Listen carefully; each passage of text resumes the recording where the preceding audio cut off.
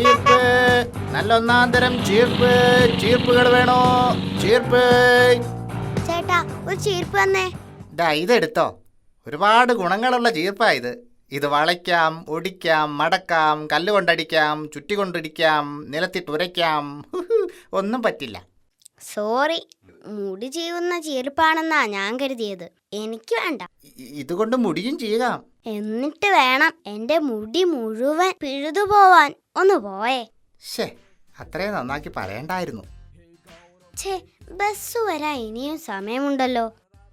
Excuse me, സമയം എത്രയായി? Hello മോനെ, സമയം എത്രയായി? ഇവൻ എന്താ ചെവി കേട്ടൂടെ? ഹലോ മോനെ, സമയം ടൈം എത്രയായി? ഞാൻ പറയില്ല. ഓ അത് ശരി, വലിയ ഗമയിൽ വാച്ചും കെട്ടി ഇറങ്ങിയതാണല്ലേ. സമയം നോക്കി പറയാൻ അറിയില്ലായിരിക്കും. നാശം, മൊബൈലാണെങ്കിൽ ഓഫായിപ്പോയി. സമയം നോക്കി പറയാനൊക്കെ എനിക്കറിയാം, പക്ഷേ ചേട്ടന് ഞാൻ പറഞ്ഞു തരില്ല. അതുകൊള്ളാലോ. എന്നോട് ശത്രുത തോന്നാൻ നമ്മൾ ഇതിനു മുമ്പ് കണ്ടിട്ടേ ഇല്ലല്ലോ.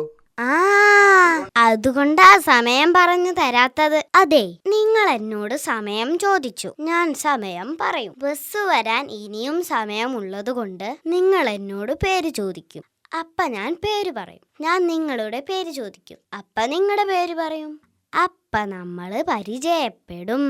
അന്നേരം നിങ്ങൾ എന്നെ ചായ കുടിക്കാൻ ക്ഷണിക്കും. ഞാൻ ചായ കുടിക്കും. ചായ കുടിച്ച സ്ഥിതിക്ക് നിങ്ങൾ എൻ്റെ വീട് എവിടെയാണെന്ന് ചോദിക്കും. അപ്പ ഞാൻ എൻ്റെ അഡ്രസ്സ് പറയും. ഒരു ദിവസം നിങ്ങൾ വീട്ടിൽ വരും. അപ്പ ഞാൻ കയറിയിരിക്കാൻ പറയും. അപ്പോ നിങ്ങൾ എൻ്റെ ചേച്ചിയെ കാണും.